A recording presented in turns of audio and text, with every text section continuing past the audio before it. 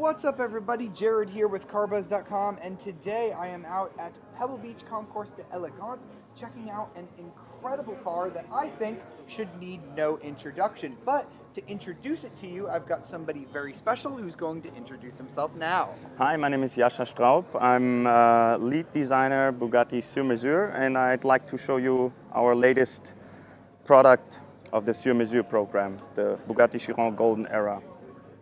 Fantastic. So let's first talk about how this was commissioned and what the kind of goal from the customer was, what you guys wanted to show with it. So the customer is a special customer for us, but he approached us and he wanted to have something very special and unique. And we did like 4 or 5 proposals for him, and then he was falling in love with this immediately. So this was 2 years ago in Pebble Beach 2021. And so we started working on this, but in the beginning it was somehow the unknown, because for us it was only clear that we wanted to, let's say, have real pencil sketches on the car. But the challenge that it had was really remarkable, because for us it was very important that it really looks like pencil sketches that we also used to do on paper. So therefore we had to develop not only a paint, it's not only the color, we had to develop the whole process behind. So to be able to sketch on that kind of surface. Beautiful. So this side, for everybody watching the video, this is kind of your history of Bugatti side, correct? Exactly. So this is the historic part, and on the driver's side there's the modern part of the golden era of Bugatti. And I'm not sure, is this the first car that you've done where it kind of starts off as one color and then transitions into another, the way that it goes kind of from black to gold here? No, we've actually done this already with the Bernard Venet car in 2012 with the Bugatti Chiron, but this kind of, let's say, transition is the first time, yeah. Yeah, you can see there's like the Yes. gold flake here, and then it kind of transitions into the black sketches. flake on the gold here, Yes. and then we've got gold. And I guess we'll check out the other side of it, where the modern side. Oh, and before we go, I've heard this is the first gold Bugatti badge. Yes, it is. Correct? It is, yeah. Okay, so was there any kind of pushback from the brand? Because I know when you're changing a logo, that's kind of like a big thing. So was there any difficulty getting that done? Yeah, we were thinking about this quite a while, I have to say, and also the rear badge, because in the beginning we wanted to have the rear badge in the same gold color as the body color. But then we thought it would be charming if it's gold plated, and then we thought, okay, there's nothing else, let's say silver on that car. That's why we decided, and we discussed, and we decided to have also the macaron in gold. Yeah. Yes. All right. Now let's check out the modern Bugatti side. Yeah. So it all starts with the EB110 era. So in 1987. Romano Accioli revived the brand actually with the EB110, and this is where the modern era of Bugatti starts for us. And then we have Veyron right there. Yes, Veyron and Galibier, and also the W16, which is very important in the last, let's say, 20 years for us. Yes. So it goes all over to the latest car, which is the Mistral. And then we have some of the other modern cars you guys have done, the Lavator Noir, we've got the Per Sports. Exactly, the Bolide. Yeah, the Bolide. Yeah.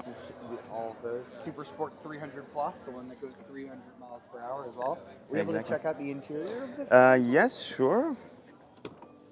Open it so up. We have also like a transcription from the exterior to the interior, but of course, we didn't want to sketch the whole door panel, so that's why we have the most iconic cars from the modern era, and on the passenger side from the historic era.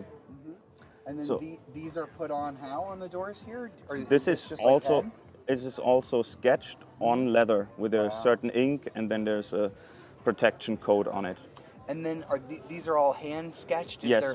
Is there any worry that, like, what happens if an artist has like an errant brush stroke? Like, what happens in that case? I mean, this is somehow also what makes it special, because it cannot be redone, especially in, I don't know, 50 or almost 100 years time, we hope that this car will be in Pebble Beach. And it cannot be redone because this was one designer doing this, so that's why I think this makes it special. But mistakes are somehow also charming. If there is a line that is not 100% correct, this is somehow what we also like, and this is also what you see. This is all really that shows the craftsmanship. Yeah. Yeah, just little straight Yes. lines, but it's Yep. all part of the intricacy of, Exactly. of the art. And then anything else different that you guys have never tried before here on the inside, or is I mean, first of all, we also developed a logo for the car, which you see on the headrest. It's called Golden Era. This is my handwriting, and we made a logo out of this. And the armrest plate says "one of one" because it is a one of one. And what I think is also pretty nice is we thought in the beginning to have the Golden Era on the door sills, the Golden Era writing, but then we thought it's more emotional to show actually the years from the Golden Era. So the modern Golden Era is 1987 until 2023, and the historic Golden Era is 1909 until 1956. Okay. And it's amazing that Bugatti as a brand has just lived kind of two lives because Yes. there was such a big gap in between. Absolutely. But, you know, pinnacle of automotive engineering in both, Yes. which is just so wild. Yeah. And I guess we'll close the Yeah. door again. If you could talk us through a little bit of the process of how you kind of get this design on Yes. a car like this. I've Yeah. never seen anything quite like it. Exactly. So, as mentioned before, it was very important for us that it looks like real sketches on paper, and that's why the painters had to develop a process with us, together with us, and it took us almost half a year to find the right pencils, to find the right process.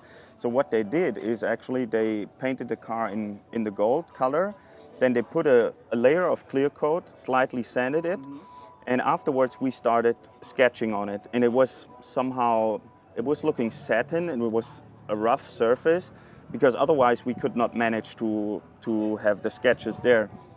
And after the first, let's say, loop, when we sketched all the cars and the composition, they put another layer of clear coat, slightly sanded it again, and then we went over again. So everything you see here is basically like, I would say, 3, 4, sometimes even 5 times in order to be able to have this contrast. And also what we wanted is that it looks like three-dimensional, because there is like a first read, a second read, even a third read, and this could be only done if we work with different layers of sketches, because some parts are really dark, some are a little bit lighter, and this we had to do with the different layers.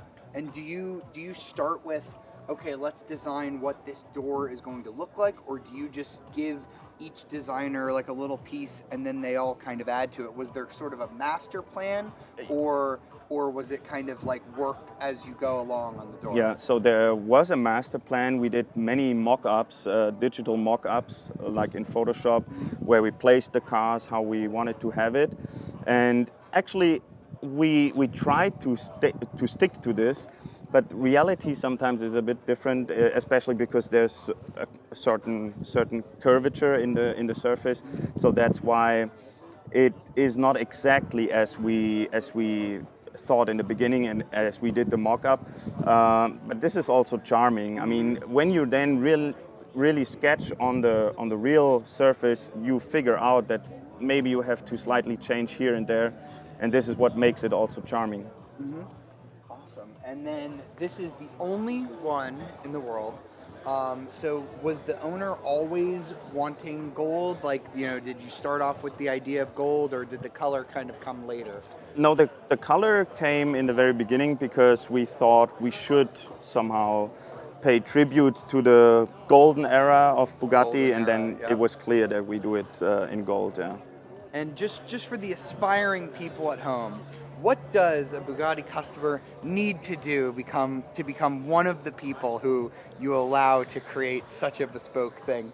Give the people some advice on how they might one day reach this mountain of a goal. Yeah, I mean, first of all, there has to be a very good relation to us, which we have with all of our customers. But he's a very, very special customer, and I mean, we are open to do projects like this.